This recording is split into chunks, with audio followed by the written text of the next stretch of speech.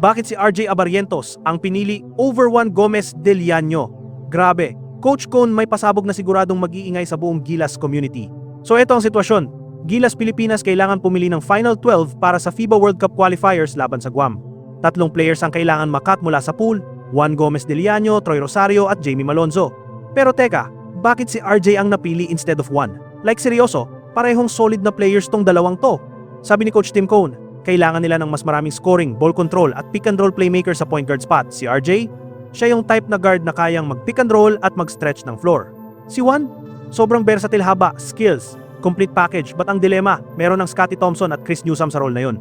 Pero eto pa, Cone kept talking about smart basketball. Tapos biglang pasok si QMB Quentin Milora Brown, yung unexpected addition na physical at sobrang system player. Ang kailangan ni Cone, physicality at consistency over paporma plays. Pero wait lang, ang totoong plot twist, si QMB. 6'10", naturalized as local at bigla siyang bagong big man partner nila Junmar at Japeth.